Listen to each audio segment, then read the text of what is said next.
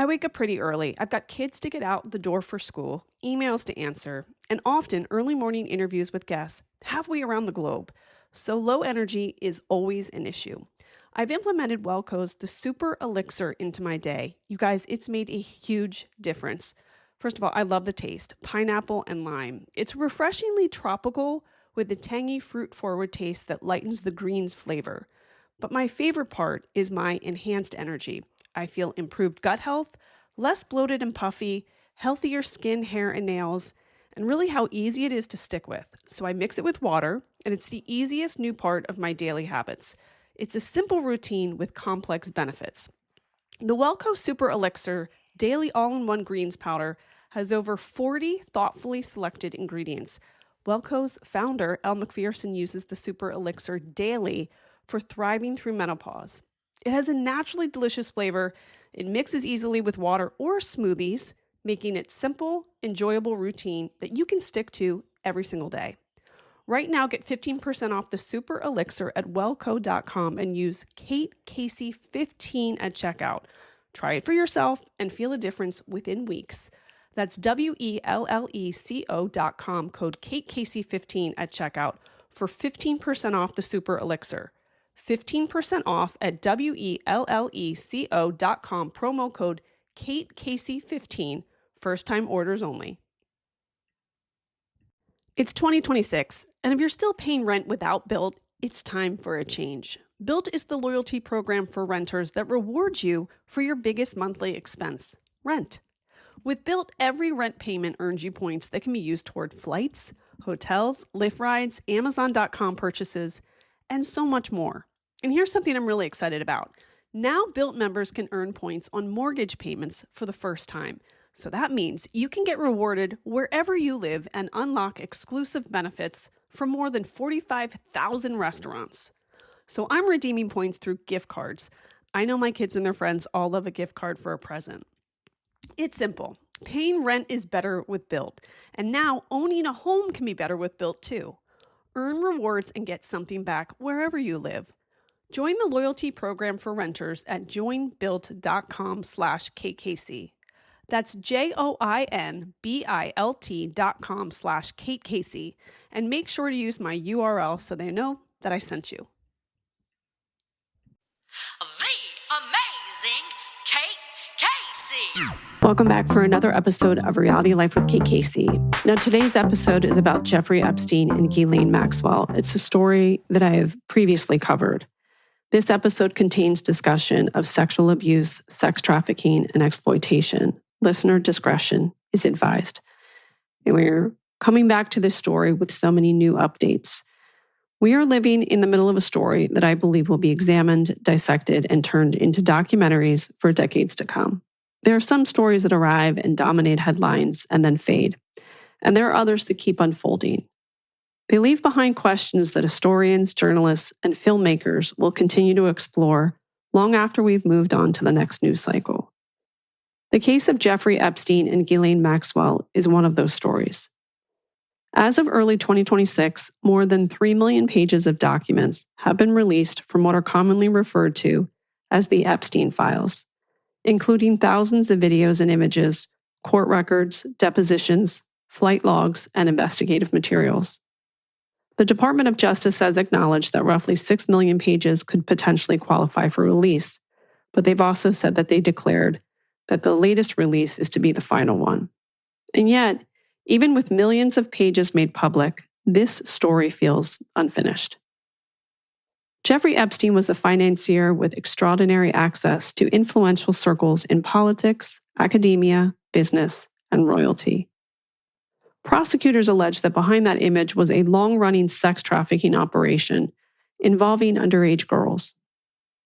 After a controversial plea deal in 2008, he was arrested again in 2019 on federal charges. He died in jail while awaiting trial. Ghislaine Maxwell, a British socialite and the daughter of media magnate Robert Maxwell, was later convicted of helping recruit and groom minors for Epstein and is now serving a 20-year prison sentence. But beyond the court outcomes, there remains a larger record, millions of pages that document relationships, movements, testimony, and timelines. It's a story about people, power, access, and accountability, and it continues to evolve. In this episode, I interview my friend Barbara Shearer, who happens to be one of the first documentarians covering the story of Jeffrey Epstein and Ghislaine Maxwell.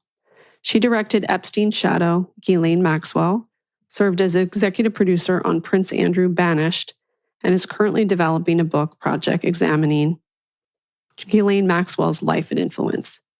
I've asked Barbara to come back and talk about what it's like to cover a story that is still unfolding and how you begin to document something when you know history hasn't finished writing it yet. Here's my interview with Barbara. Barbara, we're back together. Yes, we are. It's great to see you. Great to see you too. I had to have you back to talk about Ghislaine. And the pronunciation of her name changes all the time. So what is the correct pronunciation of her name? Yeah, no, you're right. I think I started my doc on that too. We started out with all these different pronunciations of Ghislaine Maxwell. I think it's Ghislaine. Okay. I think that's what her brothers call her that. So I always stuck with that.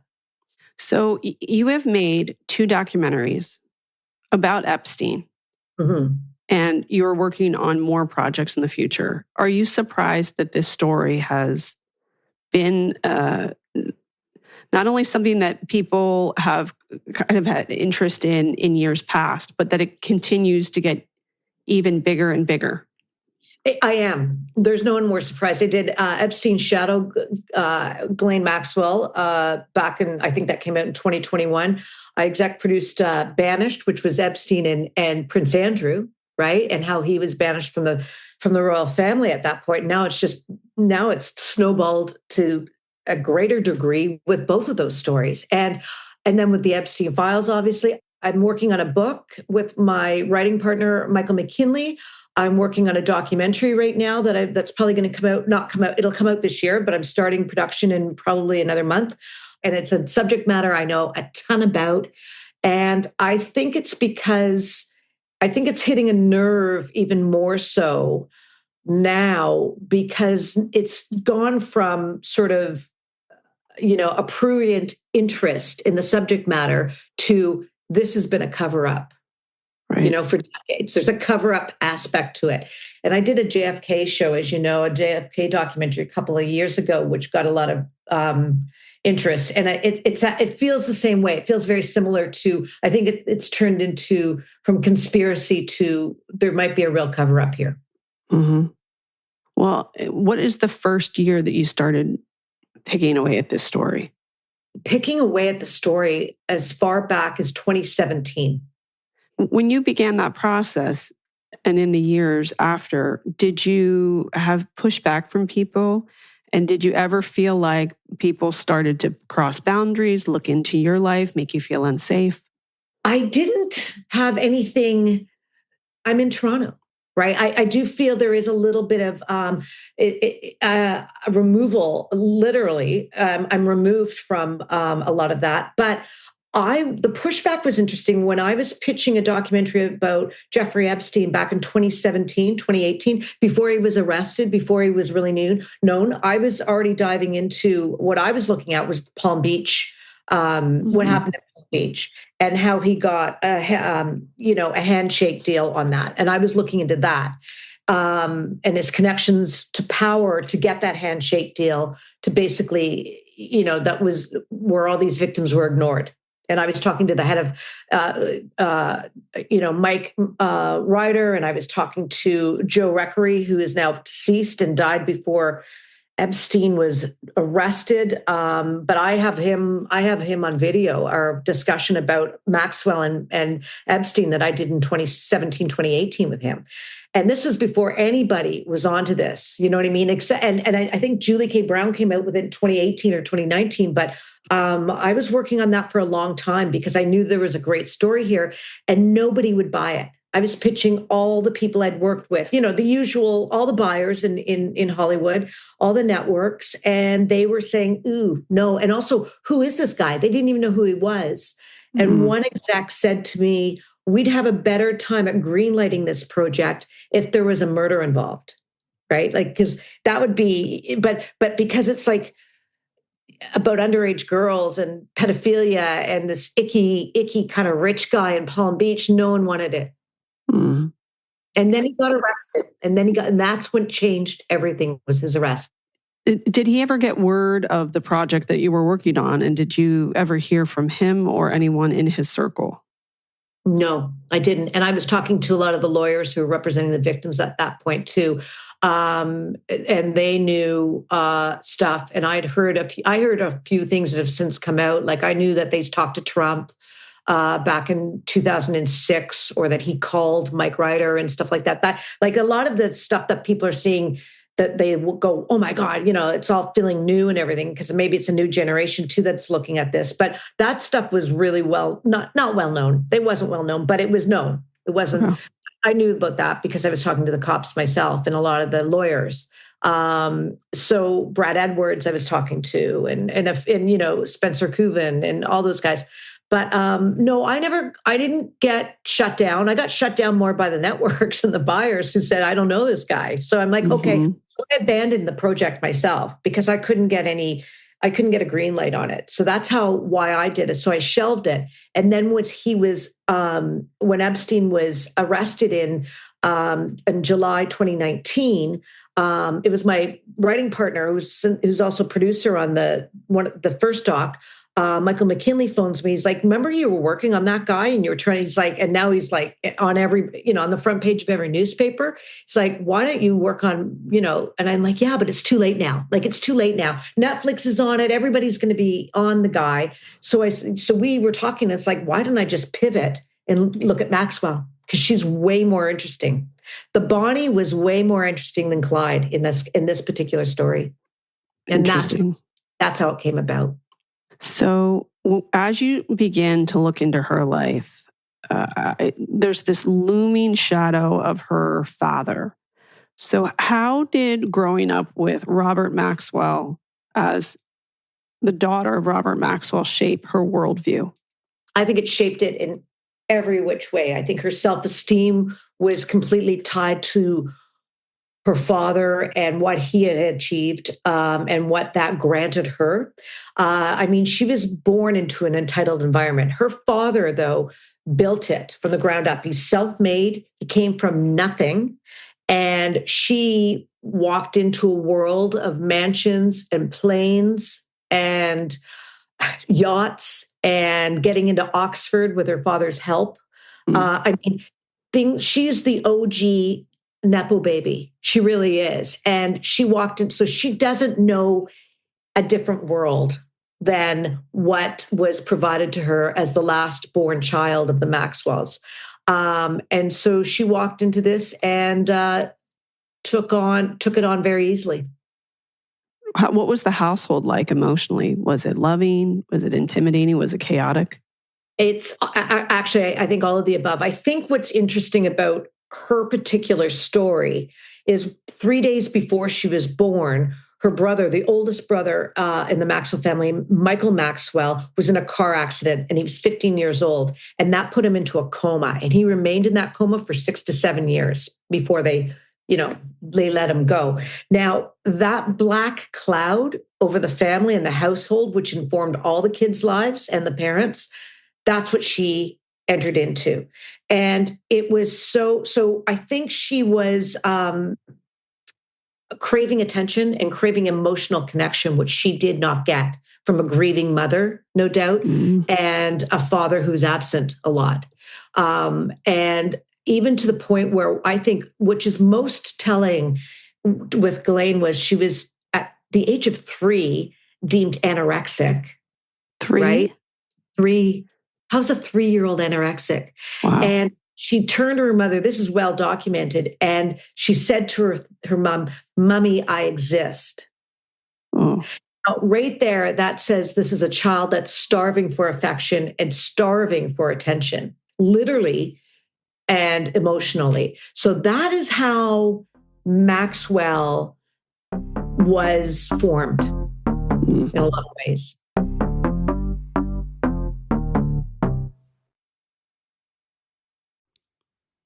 I know you've heard it. I've heard it too. Therapy is too expensive. It used to be the end of the conversation, but what if it didn't have to be?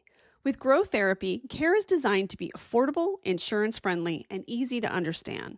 No subscriptions, just support that fits your life and your budget. So whether it's your first time in therapy or your 50th, Grow makes it easier to find a therapist who fits you and not the other way around. They connect you with thousands of independent, licensed therapists across the U.S., offering both virtual and in-person sessions, nights and weekends. You can search by what matters, like insurance, specialty, identity, or availability, and get started in as little as 2 days. And if something comes up, you can cancel up to 24 hours in advance and at no cost. There are no subscriptions, no long-term commitments, and you just pay per session. Grow helps you find therapy on your time, and I know that therapy has been so beneficial to me. Whatever challenges that you're facing, Grow Therapy is here to help. Grow accepts over 100 insurance plans. Sessions average about $21 with insurance, and some pay as little as $0, depending on their plan. Visit growtherapy.com/Kate Casey today to get started. That's growtherapy.com/Kate Casey. growtherapy.com/Kate Casey. Availability and coverage vary by state and insurance plan. With so many options for weight loss treatment plans, it can be hard to know what's the best choice, who to trust, what to know about side effects, and if something's even going to work. And that's why Hers offers access to doctor-developed treatment plans that are personalized to you. Through Hers, you're connected with a medical provider who determines if treatment is right for you. If prescribed, your treatment plan is personalized to support you in reaching your goals. Plus, you can access a range of treatment options, like oral medication kits or GLP-1 injectables. Hers goes beyond medication by offering access to ongoing care, dosage and medication adjustments, lifestyle and nutrition tips, and 24/7 support with no hidden costs or membership fees. And with options starting at just $69 per month with a 10-month plan when paid upfront in full, Hers provides access to options that fit your goals and your budget. And they even offer the convenience of 100% online care with licensed providers on the other side who learn your story and create a personalized plan to deliver healthy progress that you can maintain. So no more yo-yoing, just steady results. So feel like your best self again. Visit forhers.com/Kate Casey to get a personalized, affordable plan that gets you. That's forhers.com/Kate Casey. forhers.com/Kate Casey. Weight loss by Hers is not available everywhere. Compounded drug products are not approved or evaluated for safety, effectiveness, or quality by the FDA. Prescription required. See website for full details, important safety information and restrictions. Actual price depends on product and plan purchased. Refresh your space and make your home work better for you with Wayfair. From furniture and decor to organization solutions and outdoor essentials, Wayfair makes it easy to find exactly what fits your style and needs. Upgrade your space with quality pieces that work within your budget, plus enjoy fast shipping and easy assembly options. Right now, our home project is organization. I'm talking closet systems, storage solutions, garage organization. I just got some kitchen pantry pull-out tray drawers, woven baskets, and closet decorative bins. And I love Wayfair because installation and assembly services are available for a truly seamless experience. Thousands of 5-star reviews help you shop with confidence. It's so easy to order, the delivery feels like lightning, and now everything looks nice and not like 5 kids have torn through the house. You can find furniture, decor, and essentials that fit your unique style and budget. Head to wayfair.com right now to shop all things home. That's WAYFAIR.com. Wayfair, every style, every home. Now, again, her father's this looming character. He died in scandal and financial ruin. To what degree do we know he was involved in shady business? Was he involved in intelligence? What do we know? We know a lot now. There's been a lot documented. I've spoken to a lot of the individuals who did the real work on his background, because when he died, it was a scandal of the highest order in England. But backing it up, I mean, this is a man who came from nothing. He built a $1 billion business with his company, which owned a bunch of newspapers. All right. And so it was an empire. He created this empire. And what happened was He was involved in intelligence for years with KGB, which is now the FSB, with MI6, and with Israel intelligence. He was very well ingrained in Israel. And he was bankrupting. What came out after his mysterious death is the fact that he was bankrupting his company to the tune of $600 to $700 million. Sorry, $600 to $700 million US dollars, and that was in 1991. Wow. All right, so that's massive. So before that, though, he knew he was in trouble. He was bankrupting his pension fund, which had 32,000 members. Okay, so before that happened, that was about to come out. What we know now is that information was about to come out. So he was leveraging that information and as blackmail against Israelis and as blackmail against the UK, saying, he's telling the MI6, I'll go to the Israelis and give them information about, what you're doing over there, where your people are, what you're working on, right? He did the same thing with the Israeli intelligence. And then a few days later, he falls off his yacht named after his youngest daughter, Ghislaine.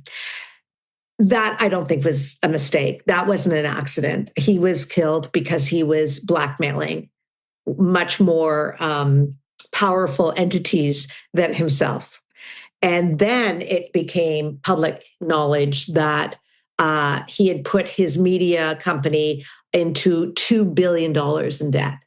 And his sons were later arrested for this because of their roles in this conspiracy that he was involved in. And Kevin was the smarter one, and he was very much involved in his dad's work. They were later acquitted, but the fact remains that because of this happening and him stealing the pension of 32,000 people, that family was demonized overnight. Like, this was akin to the Murdoch family empire crashing overnight. Mm-hmm. It was that high up. They were that powerful of a family. They were in competition with the Murdochs too at that time, just to give you an idea of who this family was. So they were demonized. They were pariahs in English society. And they were shut out overnight like that. And that's when Ghislaine escaped to New York, where she would be. How old is she at that point? 20s, mid-20s. Okay. I think 26, something like that. I got 61, 91. Oh, she was 30. Sorry, she was 30. Okay. She was 61 and her dad died in 91. So she was 30 years old when she escaped to New York. So do you think that she was groomed early? I mean, not sexually, but psychologically to seek powerful men? Yes, 100%. She was, put it this way, for all the reasons I just mentioned about how she grew up and what happened when she was brought into the family, initially. And she's not very close to her mother. She was very, very close to her father, and she was her father's favorite. No question. I mean, he names his yacht after her, but she also worked with her father. She accompanied him everywhere. She did become the de facto wife to the father. The wife wasn't traveling with him. She wasn't going to meetings in New York and meeting heads of state and media magnates and moguls and bankers. It was Ghislaine. Ghislaine was the father's hostess, his companion, and she accompanied him everywhere. And so not only did she lose that person that considered her of that value and loved her in that way, because he was a tricky guy. I mean, he was really hard on her too. But she lost that figure in her life, and she lost the access, the accompanying status that he brought. Right. Now that changed in New York a bit, but so she didn't have a career. She didn't work. She really was the hostess. She was a party girl. She was charming. She was great with men. She was overly sexual. So men loved her. She wasn't that close to women. She was good with women, but not great. Didn't have a lot of female friends and way more male friends, much more comfortable in the company of men. So yeah, when her father died and she escaped to New York, where she was embraced as a British socialite, who's connected and Oxford educated, even though scratched the surface and she was a lousy Right. student. But she was embraced. So she had that. That's what she had to offer, right? Mhm. And that was her worth in those circles. And it worked for a while. So she was at that point looking for a rich husband. Well, how financially vulnerable was she after her father's death? And so when she's making trying to make inroads in New York society, is she in a place where she's struggling financially, or did she have some sort of nest egg, even though her father had immense financial problems? Well, she's quoted as saying she came to the US with nothing. But it's been well documented that she did have a nest egg and that the Maxwell family probably hid money. I would assume so. Yeah. And it was probably on the Isle of Jersey, for that matter, if you want to get into details. But there was probably some money hidden. It might not have been huge, but it would have been enough to sustain her. Mm-hmm. It's not like she went to work, right? Like she didn't even have a vocation, let alone a career or a passion. So really, it was about finding a rich daddy, and found it. And she found exactly what she wanted. And her father knew Epstein. Her father, she will say, and it's in transcripts that I've read, she has said that they met when she moved to New York in 91, 92 through a friend. That's the Party line. The party line, her narrative. But I've spoken to people, very credible sources who have said, no, they met in the late 80s in London, in her father's office. Epstein is known to was over in England at that time, working for Douglas Leese, who was an arms dealer and connected to intelligence. And Douglas Leese also worked with Adnan Khashoggi. So this and Epstein was over there already working with shady individuals, no doubt doing shady things. And Maxwell would have been right in there too, because he was working with intelligence and very connected to anyone and everyone. And so it's thought that they met through the father, but she will say, no, it was New York.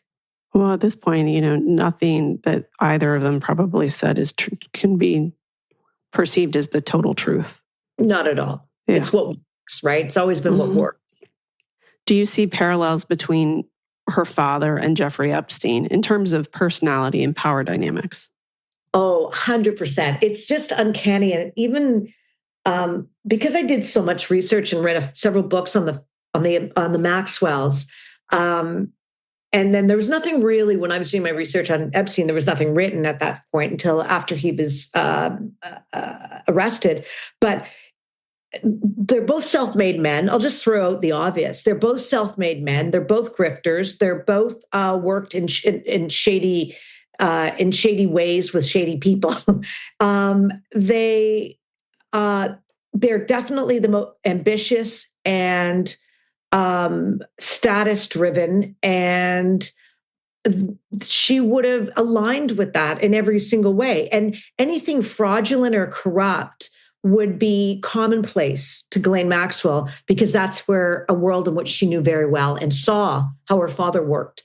And it became normal. It was normalized. A lot of things that most people wouldn't accept or are deemed unprincipled or immoral would have been normalized for Ghislaine Maxwell. So anything Epstein was up to would have been nothing. And if anything, I think she got sucked in, or not. I think it would have been normal and she didn't bat an eye, but I think her ambition really was whatever it takes to marry this guy. So was she financially dependent on him? Yeah, she was. And that's come out later too. That's come out later when she was arrested and during her trial, where her money was coming from. And most of it did come from Epstein. Did she have any businesses that were ancillary to this? Any business ventures that were legitimate at all? Or was it literally like, here's your bank account and you have access to it and you can do what you want with it?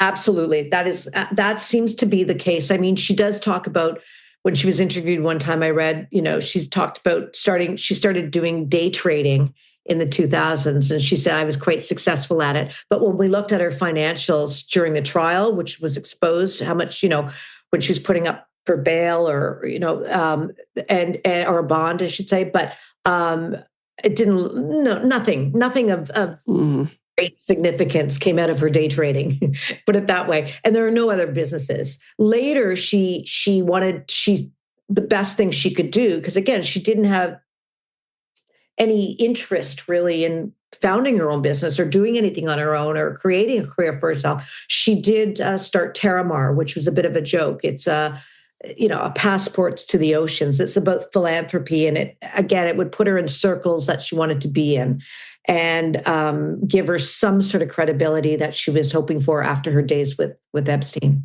But no, she did not work.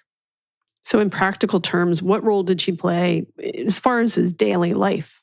Well, she would say she was his house. She's called herself her house manager when she's been asked by lawyers in various different depositions. She said, I was his house manager. The victims and survivors that I spoke to in the course of the several years working on these shows would say she was sort of his second in command, an executive assistant, that kind of thing. So these monikers are kind of nothing, bottom line is she was, it's in there. She had an interesting role in his life. And this is how I would say, so those are the basic roles that she was getting paid for, but she started out dating him. They did date. They were boyfriend and girlfriend. She did want to marry him. I think she loved him. I doubt that man's capable of loving anyone. It's all about, utility. But I think she wanted to marry him. And then it became very clear that he was never going to marry her or maybe anyone. And, and then she was fine with being, okay, I'll just be a house, I'll do the job I've been doing all along. I'll accept the fact he's never going to marry me and have all these women around because I'm making great money, and I have proximity power vis-a-vis Epstein and his connections. And so that went along for a while. That satisfied her, I should say, for a while. And then she ended up hating him. She really did start hating him. I think he was psychologically abusive as well. Again, like her father, he could be as well. But so I think it really did. There was an evolution there, though, for sure. Mm-hmm. Well, I wonder too, would he make her sleep with other men too? I think, and women, actually, women was really more, I think she was satisfying his every whim in the early days, whatever it took. If it took grooming young women, young girls in the 90s, absolutely she did that. If it took sleeping with them, absolutely. I think this is a woman who would twist herself into anything that would work in order to get what she wants.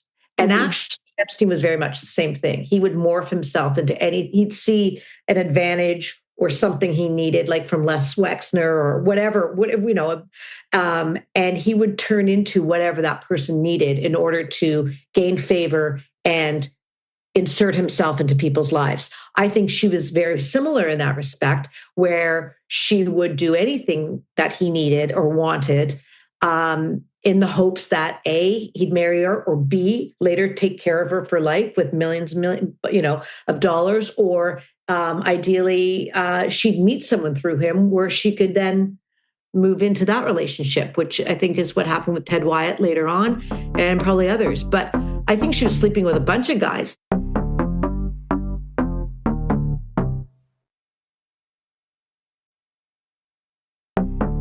So for outsiders, would they have perceive them as equals, as a couple or business partners? What do we think now, or what do you think now of how others perceive them, even within that orbit? Within that orbit, at the time, she would have been seen as a partner, a girlfriend, maybe early in the days. But as the years went on, because she was with him for decades. I think she would have been seen as a partner. Absolutely. A lot of them thought they were together, right? Initially. And then later on, never a business partner, but I think I would say best friends, partners, that sort of thing. She did give him a gloss of legitimacy, with her connections to British royalty and heads of state. Everybody that came through her father, right, that she had connections to, she would open her book for Epstein, and then he did. He did get a lot of connections from her, and he did get a lot of social agency through her. He looked good with her next to him, right? He was more legitimate too. He didn't look like the perverted uncle when she's standing next to him. She did give him legitimacy, and he would have absolutely been aware of that. So she was essentially a utility. 100%. And I think everyone in Epstein's orbit was. She's no different than anyone. I also wonder, for someone like her, that's sort of, that the person that gets into someone like Epstein's orbit, once you see, one or two or three bad things, now are you scared that if it comes out that you're seen as complicit, so you almost throw your hands up in the air, I may as well dive deep in because there's no way for me to get out of this?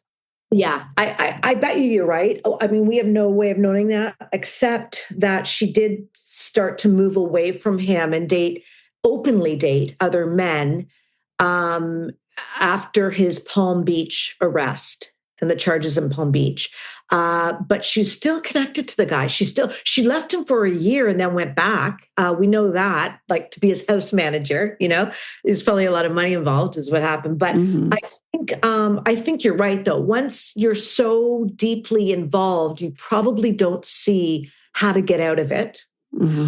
Or you're not inclined to. Maybe we're giving her too much credit here. Maybe she wasn't inclined to either. Maybe she's just as dark and dirty as he is. Who knows, right? But I do think she was trying to make a life for herself separate from him when she saw there was never going to be one with him, and it was going to be a dead end. It was absolutely more like a dead end, except for the money. By that point, she'd been with him for decades, and she'd made her own connections. But what we do know, so she was dating Ted Wyatt, billionaire co-founder of Gateway Computers, from roughly between 2007 to 2010. And Epstein was charged in 2006, to give you an idea. So she was, moving away from him and dating Ted openly. She did, like I said, go back to Epstein and work with him for a year after that. But I think she did try to actively move away from him into the arms of yet another rich guy. Where are you going to go, right? Again, she's got no real money of her own or way to make it or any desire to really make her own money, But what was interesting, when Virginia Giuffre, there was an ancillary case against Maxwell after Virginia Giuffre came out against Epstein and Maxwell and started reporting what happened to her in 2015 or 2014 in the Daily Mail initially. But Maxwell came out and called Giuffre a liar when Giuffre was, putting her story out there. And so Giuffre sued her for defamation in 2015. Now, they settled out of court in 2017. But the reason I bring that up is even from 2015 to 2017, it was Epstein that was paying the legal fees of Ghislaine Maxwell through that case. So she's moving away from him. She's maybe dating someone else, but for a little while. And then she's still very, very much connected to Epstein in his world because he's still paying the bills or the court bills. How long in the files is she emailing with him or with others? Is it up until 2017, 2018? Yeah, I think it was up to 2018 at least that I've seen. There's still files that we haven't. Right. I mean, that's a whole other story, as we know, but that talk about a cover up, but that have not been released and may never see the light of day. But I've seen something between her and Epstein. I think 2018 was the last I saw.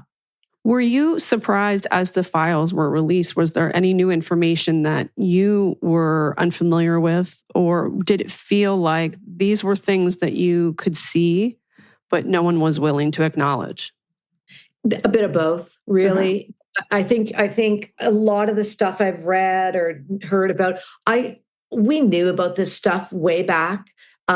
Whether you're talking to people, whether it was rumors, et cetera, what the files have done is just sort of solidify some of the things that we thought were theories or rumors. Mm. Um, but everyone knew about Bill Gates. Everyone knew about the Russian girl he was dating who played chess. You know what I mean? Like little things. I'm just like all these details that seem so new to everyone. A lot of them were stuff that was already out there in plain sight. It's just that so few of us were really, so few people, like unless you're doing a documentary or a big, in-depth investigative piece on them, you wouldn't know about that, right? But Julie K. Brown would, or there's a few others out there that have really done some great work. A lot of the stuff isn't brand spanking new, that's for sure. But some of the stuff like the properties and the missing girls and the cannibalism, was this stuff that you had heard about even years before? Not the I don't believe the cannibalism either. Like I think there's so much crap out there that I don't really give any credence to at all. And what I do think, but I wonder if it's probably in the files we'll never see. I do wonder if maybe there were dead bodies. Like I wasn't hearing anything about girls being buried, in New Mexico on his ranch, or, you know what I mean? I'm looking at that stuff now. Now, I wouldn't completely discount people being killed. I really wouldn't in this huge cover up where they were threatened in any way, or mistakes happened at the party, that kind of stuff. I've heard different things where, okay, that's a shame, but we better cover this up. So when you look back at the research that you've done, I think a lot of people would ask the question of why wouldn't she just walk away? What do you think, having been so deep into this research? Yeah, I wonder I think she tried, probably. I think she regrets not having done it. I know she has said, she's been documented as saying, I regret ever having met him. I think she probably genuinely does, because because she got found out. You're always regret when you get found out. But I do think probably even if that hadn't happened, I think it didn't work out well with her and Epstein. And I think she probably resents him. And why wouldn't she walk away is right. I think the money might have been a huge part of it. What am I going to do with my life? As she said, she's documented as saying, I gave him the best years of my life. She met him, so it would have been really difficult. I think it really would have been difficult to move on. And yet she did try, but it took decades. She did open up Terramar, which again was a preservation of the oceans, which is a complete joke. But, and she did marry that guy who's 16 years younger, Scott Borgenson. But so I think she tried, but I think, it caught up with her. Let's be honest. It all caught up with her. Now, Virginia said that at one point they had said that they wanted her to have a child for them. Yeah. Is this the first that you had heard of something like that? Had they tried to have a child? Did they ask other women? And what would have been the point of having a child? I think she wanted to have a child with Epstein, and I think they did try to have a child together. I did read that in some of the files or something that intimated that. I remember Virginia saying that they wanted her to have their child, and then but they wanted complete rights to it, right? They wanted, I think that, I believe, I read her book as well, but I believe that was the impetus for her leaving them and escaping and going to Thailand, where she went to learn the massage school that they promised her. That was, as soon as she discovered that they wanted her to have a child, but have complete rights to the child, like she would never see the child again kind of thing. That was the impetus for her to escape them. But according to her book, according to what she said in her book. So that I do think. Now, to what end?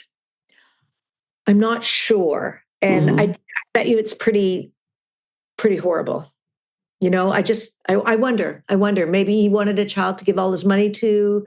I really don't know, but I wonder if it's even more horrific reasons behind that. It's really difficult to know what exactly anyone means in an email and don't get me wrong, I'm not anyway,